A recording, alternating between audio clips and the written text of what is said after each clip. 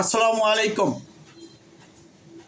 আমাদের মুখ থেকে যখন শুনবেন সেটাই হবে তারিখ। ডক্টর মোহাম্মদ ইউনূসের এই উক্তিটি এখন প্রিন্ট এবং ইলেকট্রনিক্স মিডিয়ায় সর্বত্র যেন ঝড় উঠেছে। এটা নিয়ে আলোচনা সমালোচনা চলছে। ডক্টর মোহাম্মদ ইউনূসের এই বক্তব্যের সাথে জেনারেল ওয়াকারুজ্জামানের বক্তব্যকে তুলনা করে তাদের দুজনকে মুখোমুখি দাঁড় করানোর চেষ্টা করছেন অনেকেই। অনেকে টক শো, অনেকে ইউটিউব ভিডিও, অনেক প্রিন্ট মিডিয়া, অনেক ইলেকট্রনিক্স মিডিয়া, সর্বত্র যেন এই বিষয়টি নিয়ে কথা হচ্ছে। আজকে আমি চেষ্টা করব এই বিষয়টি নিয়ে সার্বিকভাবে আপনাদের সামনে তুলে ধরার জন্য যে বিষয়টি কী এবং কোন মুহূর্তে ডক্টর মোহাম্মদ ইউনূস এই কথাটি বলেছেন এবং কাকে বলেছেন, কোথায় বলেছেন, এই কোশ্চেনগুলোর সমূহ উত্তর দেওয়ার জন্য আজকে আলোচনা রাখছি। প্রিয় দর্শক, অন্তর্বর্তী সরকারের প্রধান উপদেষ্টা ডক্টর মোহাম্মদ ইউনূস গত 27শে সেপ্টেম্বর শুক্রবার যুক্তরাষ্ট্রের নিউ ইয়র্কে জাতিসংঘের সাধারণ অধিবেশনের ভাষণের পর ভয়েস অফ আমেরিকার বাংলা বিভাগের একটা সাক্ষাৎকার দেন। আর এই সাক্ষাৎকার নিলেন হচ্ছে আনিস আহমেদ। এই লোক হচ্ছেন সেই লোক যিনি কিনা জাতিসংঘে আপনারা দেখেছেন ফজলে আনসারি এবং এই আনিস আহমেদ দুজনই কিন্তু কোশ্চেন করেন।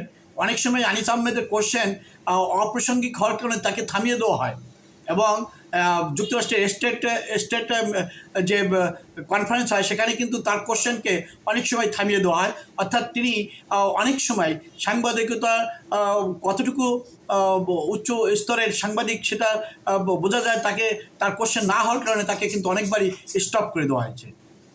আর তিনি ডক্টর মোহাম্মদ ইউনূসকে এমন সব কিছু বিব্রতকর প্রশ্ন করেছেন যে কোশ্চেনগুলো হচ্ছে সরকারের মেয়াদ, বিভিন্ন সংস্কার, আইন শৃঙ্খলা, 1971-এর গণহত্যা, পার্বত্য চট্টগ্রাম সহ বিভিন্ন বিষয় নিয়ে কথা বলেছেন এবং তার সরকারের মেয়াদ নিয়ে কথা বলেছেন।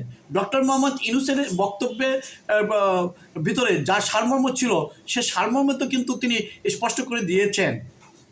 ডক্টর মোহাম্মদ ইউনূস কিন্তু স্পষ্ট করে বলে দিয়েছেন তরুণদের হাতে ক্ষমতা যাওয়া উচিত, বুড়োরা সব ভুল করেছেন। 1971 সালের গণহত্যার বিষয় তিনি বলেছেন এটা একটা পৃথক বিষয়। পার্বত্য চট্টগ্রামের ঘটনাকে শান্তি শৃঙ্খলা বিঘ্নিত হচ্ছে এই বিষয়ে তিনি উদ্বিগ্ন। তবে এই বিষয়টি শুরু হবে পরবর্তী যে নির্বাচিত সরকার আসবে তারা রূপরেখা ঘোষণার পর সংবিধান সংশোধনের সিদ্ধান্ত নেবেন এবং তার মূল লক্ষ্য হলো সংস্কার করা বা সংস্কার শুরু করা। এই ছিল তার এই সাক্ষাৎকারে তার মূল যে উত্তর, সেই উত্তরে জিস্ট। আমি বেশ কিছু কোশ্চেনের হালকা অ্যানালাইসিস করব আর দু একটি আপনাকে মোটামুটি বিশদভাবে আলোচনা করার ইচ্ছা পোষণ করছি। তার একটি কোশ্চেন, ফার্স্ট কোশ্চেন, যে 8ই আগস্ট আপনার দায়িত্ব গ্রহণের মাস দেড়েক পর এসে লক্ষ্য করছি যে সেনাবাহিনীর কমিশন অফিসারদের ম্যাজিস্ট্রেসি ক্ষমতা দেওয়া হয়েছে, এটার প্রয়োজনীয়তা কেন দেখা দিল? ডক্টর মোহাম্মদ ইউনূস তার এই কোশ্চেনের উত্তর যেটা দিয়েছেন যে দেশের শান্তি শৃঙ্খলা রক্ষার জন্য আমরা চেষ্টা করছিলাম, পুলিশকে দিয়ে সেটা করানো যাচ্ছিল না, এটাই নিয়ম, করানো উচিত ছিল পুলিশকে দিয়ে, এটাই কিন্তু নিয়ম, কিন্তু পুলিশের মনোবল হারিয়ে ফেলেছে। কারণ হলো মানুষের সামনে গেলে তাদের কটু কথা শুনতে হয়। মাত্র কয়েকদিন আগে তারা ছাত্রদেরকে মেরেছে, তাই তারা মানুষের থেকে দূরে দূরে থাকছে, মানুষের সঙ্গে তারা মিশতে চাইছে না। কাজে আমাদের শান্তি শৃঙ্খলার যে শক্তি সেটা তাদের মনোবল হারানোর ফলে ক্ষয়ে গেল। আমরা যেটা করলাম যে পুলিশের সবাই তো আর অন্যায় করেনি, যারা অন্যায় করেছে তাদেরকে চিহ্নিত করব, তাদের শাস্তি হবে, বাকিরা জনগণের কাছে গ্রহণযোগ্য হবে। কিন্তু এই প্রক্রিয়া তো একটা লম্বা প্রক্রিয়া, এটা তো হঠাৎ হচ্ছে না। ইতিমধ্যে কিন্তু আইন শৃঙ্খলা বিঘ্নিত হচ্ছে, নানা রকম বিশৃঙ্খলা সৃষ্টি হচ্ছে, সমাবেশ হচ্ছে, বিশেষ করে আমাদের পোশাক শিল্প কারখানাগুলোতে শ্রমিকদের সন্তোষ দেখা গেল। সেগুলো নিয়ে মনে করলাম যে এভাবে চলতে দিলে তো এগুলো বাড়তে আরম্ভ করবে। তখন প্রশ্ন উঠলো সেনাবাহিনীকে ম্যাজিস্ট্রেসি ক্ষমতা দেওয়ার, এবং ওদের অনুরোধ করলাম, ওরা রাজি হলো। তারা বলছে আমরা তো আছি কিন্তু আমাদের তো কেউ পরোয়া করছে না, কারণ আমাদের ক্ষমতা নেই। আমাদের একটা ক্ষমতা থাকলে তখন হয়তো আমাদের গণ্য করতে পারে, তখন আমরা সেনাবাহিনীকে ম্যাজিস্ট্রেসি ক্ষমতা দিলাম, কিন্তু একটা সীমিত সময়ের জন্য, 2 মাসের জন্য, এবং সেটা এভাবেই কিন্তু ঘটেছে। দেখেন, আর তার এই কোশ্চেনটি অনেক মেরিটেবল কোশ্চেন। ঠিক আছে, এখানে কিন্তু ব্যাখ্যা দিয়ে দেওয়া হয়েছে ডক্টর মোহাম্মদ ইউনূস কিন্তু একেবারে সার্বিক একটা ব্যাখ্যা দিয়েছেন যে কেন পুলিশ এবং সেনাবাহিনী এই দুটোর ভিতর পার্থক্যটা তিনি কিন্তু তুলে ধরেছেন।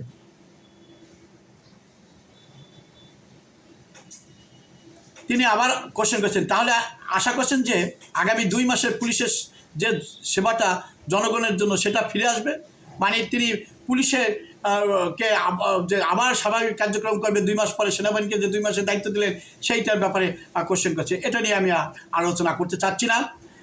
তারপরে কোশ্চেন আনিস আহমেদ যেটা করছেন ডক্টর মোহাম্মদ ইউনূসকে, যে আমরা জানি যে বাংলাদেশের এই সাম্প্রতিক গণঅভ্যুত্থানে নেতৃত্বে ছিলেন শিক্ষার্থীরা, আপনার সরকারও শিক্ষার্থীদের প্রতিনিধিত্ব রয়েছে, কিন্তু এটা ঠিক যে শিক্ষার্থীরা দেশের নানা ক্ষেত্রে নানা প্রতিষ্ঠানে কর্তৃত্ব প্রতিষ্ঠার চেষ্টা করছেন, তো শিক্ষার্থীরাই কি এখন দেশ পরিচালনা করছেন?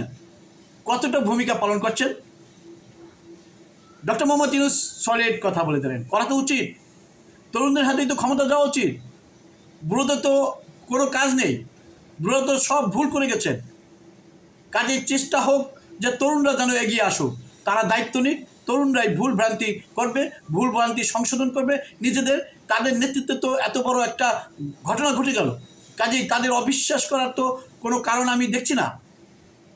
অর্থাৎ এই যে সমন্বয়কদের ব্যাপারে কিন্তু ইন্ডিকেট করছে নাহিদ, আসিফ মাহমুদ সহ ছাত্রদের উদ্দেশ্যে কিন্তু এই আনিস আহমেদ কোশ্চেনগুলো কিন্তু ইন্ডিকেশন করে এই কোশ্চেন করেছিল।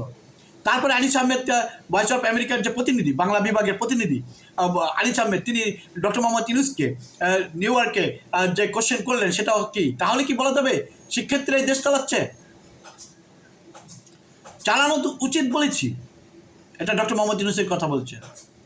উত্তর যে চালানো উচিত বলছি, চালাচ্ছে এ কথা বলছি না, চালানো উচিত, তরুণদের হাতে ছেড়ে দেওয়া, এটা আমি সবসময় বলে এসেছি, এ দায়িত্ব পালন করার আগে থেকেই বলছি, কারণ তরুণরাই নিজেদের ভবিষ্যৎ নিজেরা রচনা করবে, আমরা তাদের হয়ে যেটা রচনা করব সেটা ঠিক হবে না।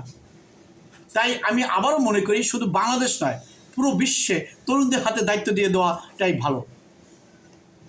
এবার আসি সেই মোক্ষম কোশ্চেন, যে কোশ্চেনের আলোকে এত আলোচনা, এত সমালোচনা, সেটা হচ্ছে অন্তর্বর্তী সরকারের মেয়াদ সম্পর্কে। আমরা আপনাদের সরকারের কাছ থেকে এখন পর্যন্ত পরিষ্কারভাবে কিছু শুনিনি। আনিস আহমেদ ভয়েস অফ আমেরিকার প্রতিনিধি, বাংলা বিভাগের প্রতিনিধি কোশ্চেন করছেন ডক্টর মোহাম্মদ ইউনূসকে, আপনি জাতির উদ্দেশ্যে 2টি ভাষণ দিয়েছেন, কিন্তু সেখানে জানতে পারিনি সেনাপ্রধান জেনারেল ওয়াকারুজ্জামান বলেছেন যে আগামী 18 মাসের মধ্যে নির্বাচন হতে পারে, তাহলে কি ধরে নেব যে আপনার অন্তর্বর্তী সরকারের মেয়াদ হচ্ছে আগামী 18 মাস পর্যন্ত? এই কোশ্চেনটির অ্যান্সারের পূর্বে আমি একটু বিশ্লেষণ করতে চাই আমার পক্ষ থেকে। সেটা হচ্ছে ডক্টর মোহাম্মদ ইউনূস জাতিসংঘের সাধারণ অধিবেশনে যোগদানের পূর্বে তিনি জেনারেল ওয়াকারুজ্জামানের সাথে কিন্তু সৌজন্য সাক্ষাৎ করে গিয়েছেন, এবং তিনি যখন চলে গেলেন তার পরের দিন জেনারেল ওয়াকারুজ্জামানের একটি সাক্ষাৎকার নিয়েছিলেন রয়টার্স। সেই সাক্ষাৎকারে জেনারেল ওয়াকারুজ্জামানকে জিজ্ঞাসা করছিলেন এই অন্তর্বর্তী সরকারের মেয়াদকাল কতদিন হতে পারে এবং নির্বাচন কখন হতে পারে। তখন কিন্তু ওয়াকারুজ্জামান তার নিজের একটা মতামত পেশ করেছিলেন যে এই সরকার যে 6টি কমিশন করেছে, সংস্কার করতে চাচ্ছে, সেই সংস্কারগুলো অর্থাৎ সংবিধান সংস্কার, তারপরে আপনার জনপ্রশাসন সংস্কার, নির্বাচন কমিশনের সংস্কার, এরপরে রয়েছে আপনার যে 6টি যে সংস্কার, সেই সংস্কারগুলো করতে আগামী 18 মাসের মধ্যে সংস্কার করে নতুন একটি নির্বাচন করে নির্বাচিত সরকারের কাছে ক্ষমতা দেওয়া সম্ভব, এটা বলেছিলেন। অরিজিনাল তার কথার জিস্ট ছিল এটা, কিন্তু পরবর্তীতে প্রিন্ট ইলেকট্রনিক্স মিডিয়ার এবং যারা বুদ্ধিজীবী মহল টকশো বিভিন্ন জায়গায় এই কথাটিকে একটি টাইম ফ্রেম হিসাবে অন্তর্বর্তীকালীন সরকার তথা ডক্টর মোহাম্মদ ইউনূসের সরকারকে একটি টাইম ফ্রেমে বেঁধে ফেলায় যে 18 মাসের মধ্যে নির্বাচন হবে, অর্থাৎ এই সরকারের সময়কাল হচ্ছে 18 মাস। আর সেই টাইম ফ্রেমের কথাটাই কিন্তু ভয়েস অফ আমেরিকার বাংলা বিভাগের প্রতিনিধি আনিস আহমেদ ডক্টর মোহাম্মদ ইউনূসকে নিউ ইয়র্কে জাতিসংঘের সাধারণ অধিবেশনে ভাষণের পরে এই কোশ্চেনটি করলেন। তখন ডক্টর মোহাম্মদ ইউনূস যে উত্তর দিলেন যে আপনি ইচ্ছা করলে সেটা ধরে নিতে পারেন, কিন্তু সরকারের মতামত তো সেটা নয়। সরকার তো কোনো মত দেয়নি এ পর্যন্ত। কাজেই সরকার কখন মেয়াদ ঠিক করবে সেটা সরকারকেই বলতে হবে। সরকার না বলা পর্যন্ত তো সেটা মেয়াদ হচ্ছে না। এর পরপর যে কোশ্চেনটা করলেন ডক্টর মোহাম্মদ ইউনূস, ডক্টর মোহাম্মদ ইউনূসকে যে কোশ্চেনটি করলেন আনিস আহমেদ, সেটা হচ্ছে সরকার বলতে তো আপনাদের কি। ডক্টর মোহাম্মদ ইউনূস তার উত্তরে কী বলছেন?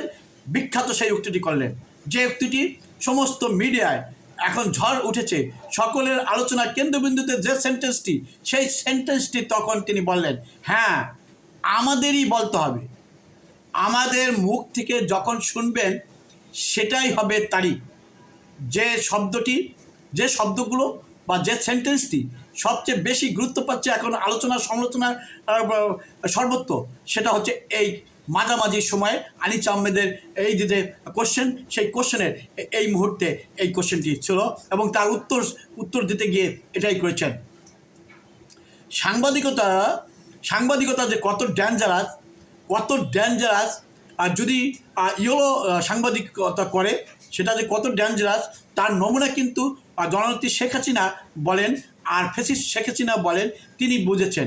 কারণ এখন যদি তাদের বোধগম্যতা হয়, কারণ তাকে তখন কোশ্চেন করেছিল যে এই রাজাকার নাতিপুতির কোশ্চেনটি আপনারা ইউটিউবে রয়েছে, আপনারা দেখবেন, তাকে কোশ্চেন করে তাকে বাধ্য করেছিল ওই মুহূর্তে ওই কথাটি বলতে। অর্থাৎ তারই পোষ্য সাংবাদিকরা তাকে বাধ্য করেছিল কোশ্চেন করে করে তাকে ওই রকম সিচুয়েশনে একটি ওই ধরনের ন্যাঙ্কারজনক কথা বলার জন্য, যার কারণে কিন্তু স্ফুলিঙ্গের মতো সেটা ছড়িয়ে গিয়েছে। ঠিক আনিস আহমেদ চেয়েছিলেন, আনিস আহমেদের ইন্টেনশন ছিল ডক্টর মোহাম্মদ ইউনূসকে এমন সব কোশ্চেন করে তার মুখ থেকে এমন কোনো কথা এনে সেটাকে ভাইরাল করে তাকে জাতীয়ভাবে এবং আন্তর্জাতিকভাবে একটি মানে স্ক্যান্ডাল তৈরি করা। কিন্তু ডক্টর মোহাম্মদ ইউনূস তো ইন্টেলেকচুয়াল পারসন এবং সে তার ইন্টেলেকচুয়ালিটি দিয়ে তার কোশ্চেনগুলোকে সঠিকভাবে এবং বিতর্কিত ছাড়া উত্তর দিয়েছেন। প্রিয় দর্শক, তারপরে কোশ্চেন যা করলেন যে তাহলে উপদেষ্টা পরিষদ এখন পর্যন্ত এ বিষয়ে কোনো সিদ্ধান্ত নেয়নি। ডক্টর মোহাম্মদ ইউনূস এ বিষয়ে আবার যা উত্তর দিলেন যে আমরা আলোচনা করেছি কিন্তু কোনো সিদ্ধান্ত হয়নি। মানে কতদিন মেয়াদ হবে, অর্থাৎ আপনার মানে ইন্টেরিয়াম গভর্নমেন্টের বয়স সময় কি 18 মাস হবে, সেই বিষয়টা বলছেন। এরপরে যে কথা বলছেন যে ভারতের সঙ্গে বাংলাদেশের সম্পর্ক উন্নয়নে আপনার সরকারের পরিকল্পনা কী। আমি কোশ্চেনটি অনেক বড় উত্তর, আমি অল্প একটু বলছি যে তিনি বলেছেন যে আমরা সুসম্পর্ক চাই, এটা ভারতেরও দরকার আমাদেরও দরকার, কারণ আমরা দুই প্রতিবেশীদের মধ্যে সম্পর্ক ভালো না হলে সেটা কোনো জাতির জন্য মঙ্গলজনক হয় না। আরও অনেক উত্তর ছিল, আমি উত্তরটিতে যাচ্ছি না, এটা খুব বেশি কোনো গুরুত্বপূর্ণ প্রশ্ন ছিল না। এর উত্তর যতটুকু বলেছি এতটুকু হলে হয়তো যাই ডক্টর মোহাম্মদ ইউনূস আরও ক্লিয়ার করেছিলেন। এরপরে নেক্সট যে কোশ্চেন আনিস আহমেদ করেছিলেন ডক্টর মোহাম্মদ ইউনূসকে নিউ ইয়র্কে বসে, সেটা হচ্ছে বর্তমানে ভারতে অবস্থানরত বাংলাদেশের সাবেক প্রধানমন্ত্রী শেখ হাসিনার বিষয়ে আপনার কী ধরনের পদক্ষেপ নিচ্ছেন। তখন ডক্টর মোহাম্মদ ইউনূস বলেছেন এটা একটা আইনগত বিষয়, নিশ্চয়ই আমরা তাকে ফেরত চাইব, তিনি যেখানেই থাকুন না কেন আইনগতভাবে যে সিদ্ধান্ত আছে সেই সিদ্ধান্ত আমরা বাস্তবায়ন করতে পারি। এরপরে কোশ্চেন, ভয়াবহ কোশ্চেন করেছেন, বর্তমানে লক্ষ্য করছি পাকিস্তানের সঙ্গে সম্পর্কের দৃশ্যমান উন্নতি হয়েছে। আপনি ইতিমধ্যে পাকিস্তানের প্রধানমন্ত্রী শাহবাজ শরীফের সঙ্গে বৈঠক করেছেন, কিন্তু একটা বিষয় হলো 1971 সালে গণহত্যার জন্য পাকিস্তানে এখনও আনুষ্ঠানিকভাবে ক্ষমা চায়নি। আপনারা কি কূটনীতিকভাবে এ ব্যাপারে পাকিস্তানের কাছে কিছু জানতে চান? দেখেন, এই আনিস আহমেদ সে ঘুরিয়ে ফিরিয়ে ডক্টর মোহাম্মদ ইউনূসকে পিছনের সেই ইতিহাস ঘেটে পিছনের ইতিহাসের সাথে তাকে জড়িয়ে যেন বিভ্রান্তিমূলক বা অনেক জটিল কোশ্চেন করে উত্তর যেন বিভ্রান্তিমূলক হয় সেটা চাচ্ছিলেন। কিন্তু ডক্টর মোহাম্মদ ইউনূস তাকে যে উত্তর দিয়েছিলেন সেটা হচ্ছে আমি নেপালের প্রধানমন্ত্রীর সঙ্গে দেখা করছি, ভুটানের প্রধানমন্ত্রীর সঙ্গে দেখা করছি, মালদ্বীপের প্রধানমন্ত্রীর সঙ্গে দেখা করছি, শ্রীলঙ্কার প্রধানমন্ত্রী আসেননি বলে দেখা করিনি, দেখা হয়নি, সার্কভুক্ত যত দেশ আছে আমরা চাই সেসব দেশের সঙ্গে ঘনিষ্ঠ সম্পর্ক করতে, এবং এজন্য সবার সঙ্গে কথা বলি, আলোচনা করি। তার মানে এই নয় সব কিছু পাল্টে গেছে। সার্কের একটা কাঠামো আছে, সেই কাঠামোর মধ্যে ভারতের প্রধানমন্ত্রীর সঙ্গে আমরা ফোনে কথা বলেছি, ওনাকে আমরা এখানে এসে পাইনি, উনি আগেই চলে গিয়েছিলেন, তাই তার সঙ্গে দেখা হয়নি। অর্থাৎ সার্কভুক্ত দেশগুলোর কার কার সাথে দেখা হয়েছে, কার সাথে দেখা হয়নি, সেই কোশ্চেনগুলো তিনি যেহেতু কোশ্চেন করছেন, আনিস আহমেদ যেহেতু কোশ্চেন করছেন যে পাকিস্তানের প্রধানমন্ত্রী শাহবাজ শরীফের সঙ্গে বৈঠক করেছেন, এই কোশ্চেনের উত্তরে তিনি বলছেন আমি তো মালদ্বীপের প্রধানমন্ত্রী, মানে সার্কের সবাই কথা বলছেন।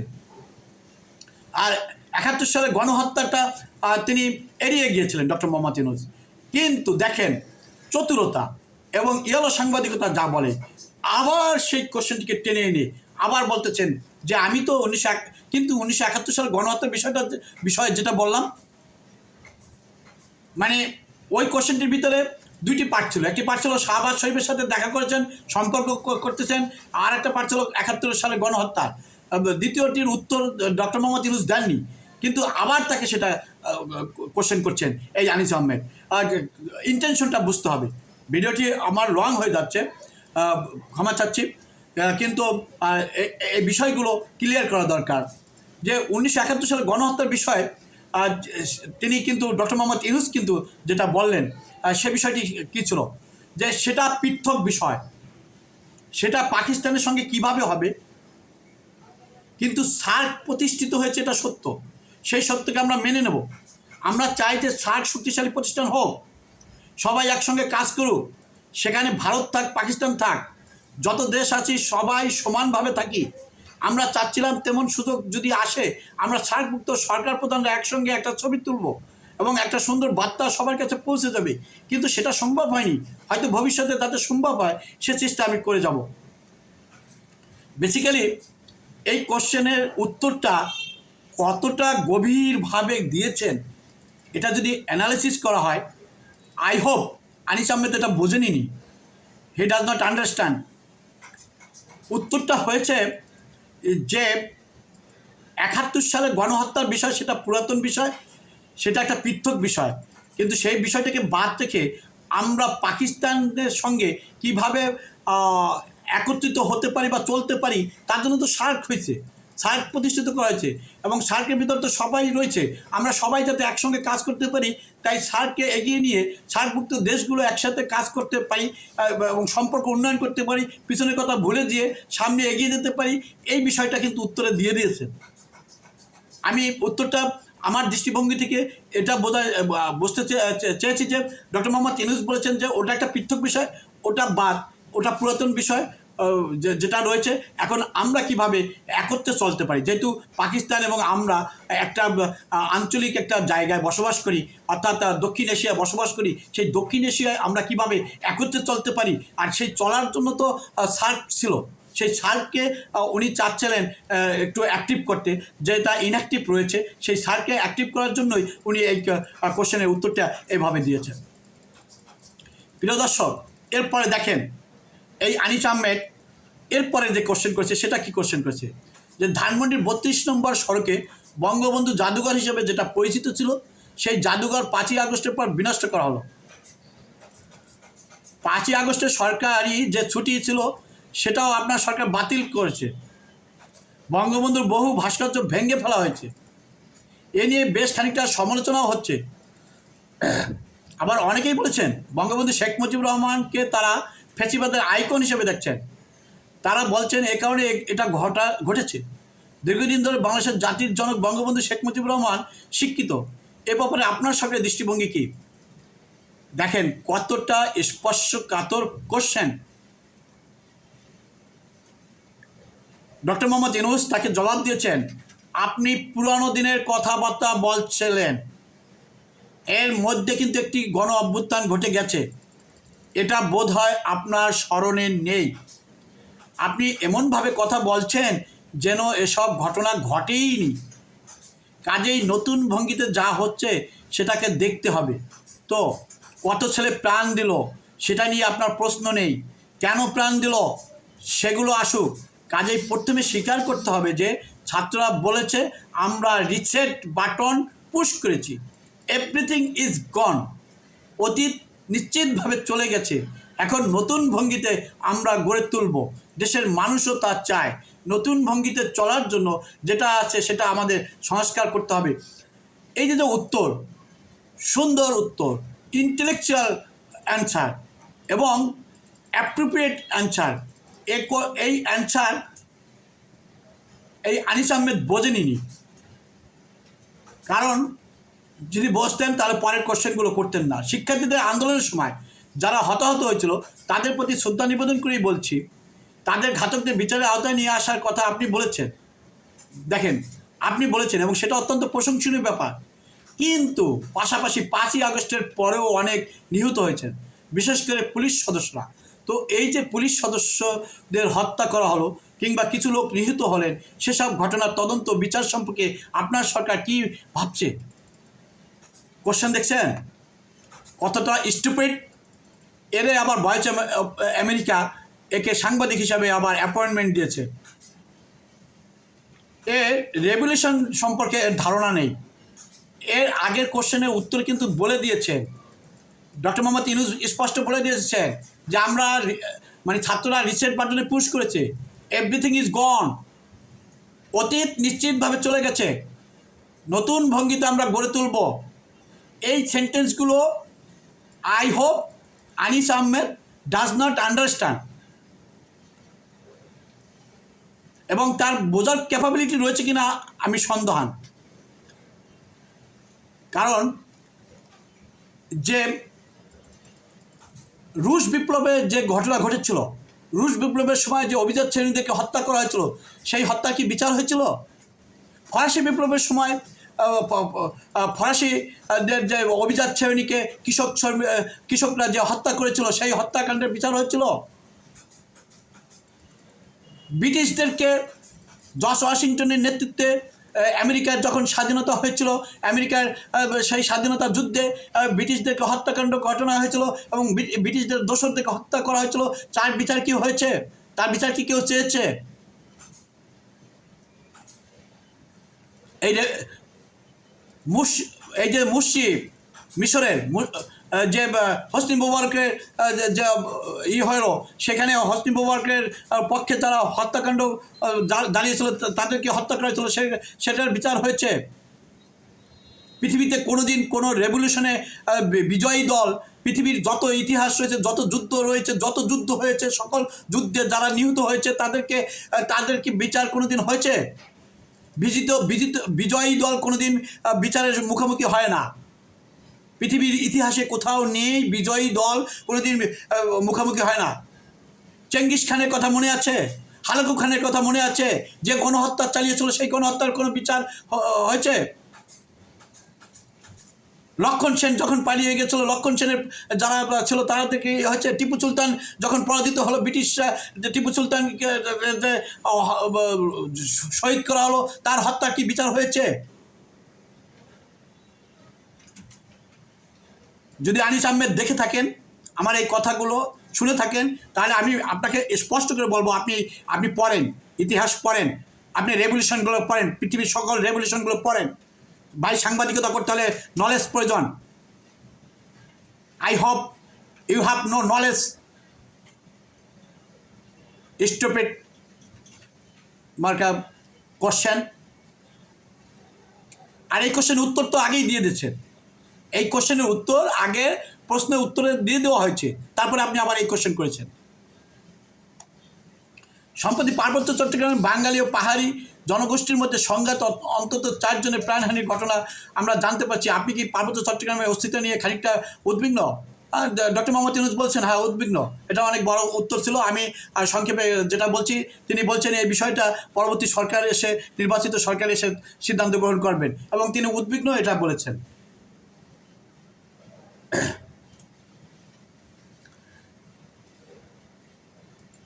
এরপরে আরও প্রশ্ন করছিলেন পার্বত্য চট্টগ্রামের ব্যাপারে।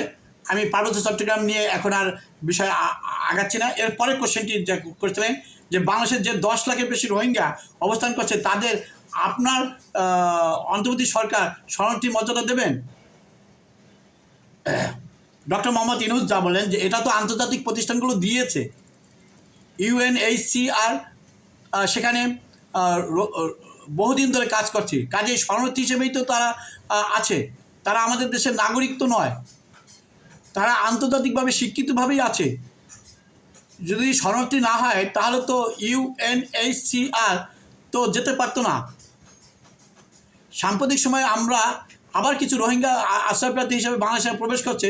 অনুমান করা হচ্ছে যে আরও রোহিঙ্গা বাংলাদেশে প্রবেশ করবে। নতুন করে যদি আরও রোহিঙ্গা বাংলাদেশে প্রবেশ করে তাহলে তাদের ব্যাপারে কী সিদ্ধান্ত নেবেন? আন্তর্জাতিক আইন আছে, তারা যদি আসতে চায় আমরা আসতে দেব, আমরা তাদের গ্রহণ করব। তারপর যা যা করতে হয়, আন্তর্জাতিক কমিউনিটি আছে, এটা তো আমাদের একার সমস্যা নয়, এটা সারা পৃথিবীর একটা দায়িত্ব।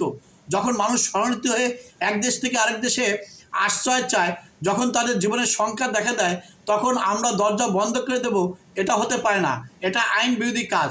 কাজেই আমরা তাদের নিয়ে আসছি, তারা থাকছে, কি করবে সেটা নিয়ে এই যে যাদের সঙ্গে এলাম, রোহিঙ্গাদের নিয়ে আমাদের বহু বৈঠক হয়েছে, কি করা যায় এগুলো নিয়ে আলোচনা হয়েছে।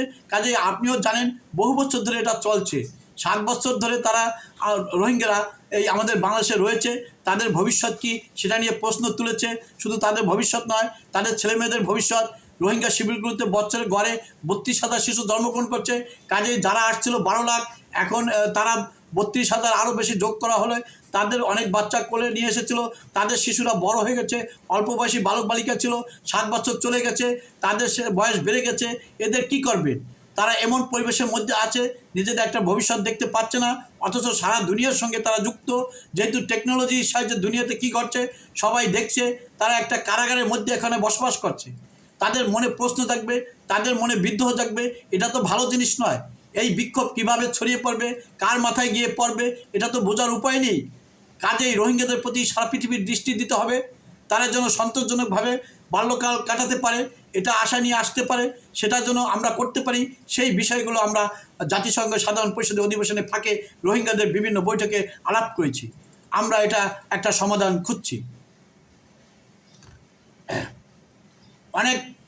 অনেকগুলো কোশ্চেন তিনি করেছেন, তার ভিতরে আরেকটি কোশ্চেনে যাচ্ছি। কেউ কেউ সংবিধান পরিবর্তনের কথা বলছে, কেউ কেউ সংবিধান সংশোধনের কথা বলছে। পরিবর্তন বা সংশোধনই হোক, এটা কিভাবে কার্যকর হবে? এটা কি রাষ্ট্রপতির কোনো অধ্যাদেশের মাধ্যমে করবেন? এটা আইনগত ব্যাপার, কিভাবে হবে, আমাদের এখন কি দরকার সেটা ঠিক করছি। কিভাবে সেটা সংশোধন করা হবে, আইনগত কী পর্যায়ে হবে, সেগুলো যখন আলোচনায় বসবে সেখানেই তারা ঠিক করবে। আমরা যেটা করছি কি কি দরকার, সেখানে একটা ঐক্যমত সৃষ্টি করা। এখন কিভাবে করব সেটা নিয়ে আমরা আবার একটা আলোচনা হবে। আইনসঙ্গতভাবে কিভাবে হবে সেগুলো এখন আমি স্পেকুলেট করতে পারছি না। আপনি একটু আগে একটা কথা বললেন, খুব প্রয়োজনীয় কথা, 1971 আমাদের মনে রাখতেই হবে। এটা আমাদের বাংলাদেশের স্বাধীনতা যুদ্ধের ব্যাপার ছিল। আপনি নিজেও বাইরে থেকে এর সঙ্গে যুক্ত ছিলেন। এখন কেউ বলছেন রাজনীতির মূলধারা যারা সেই সময় স্বাধীনতা বিরোধিতা করেছিল তারা কিংবা তাদের দল অথবা তাদের উত্তরসূরিরা চলে আসছেন। ডক্টর মোহাম্মদ ইউনূসকে এই কোশ্চেন করার পরে তিনি যেটা উত্তর দিলেন সেটা হলো, আমাদের সংবিধান বলে প্রত্যেকের মত প্রকাশের স্বাধীনতা আছে, প্রত্যেকের রাজনীতি করার অধিকার আছে। সেই অধিকার আমরা নিশ্চিত করতে হবে, এটা সংবিধানের বিধান, সেটা থেকে আমি বেরিয়ে আসতে পারি না। এখন আমি পছন্দ করেন বা অপছন্দ করেন, আপনি পছন্দ করেন বা অপছন্দ করেন, অপরাধ করলে শাস্তি পাবে, বিচার ব্যবস্থা আছে, বিচার ব্যবস্থা সেটা করবে। আমি রাগ করে তাকে আবার দুশ্মন ভাবি, আমি তাকে বেঁধে ফেললাম, তার অধিকার কেড়ে নিলাম, এটা রাষ্ট্র হতে দিতে পারে না। তাহলে সেই রাষ্ট্র অচল রাষ্ট্র। রাষ্ট্রকে তো তার নীতিমালা অনুসারে চলতে হয়। এরপরে তাকে যে কোশ্চেন করলো সেটা হচ্ছে যে আপনার সামনে মূল লক্ষ্যটা কি?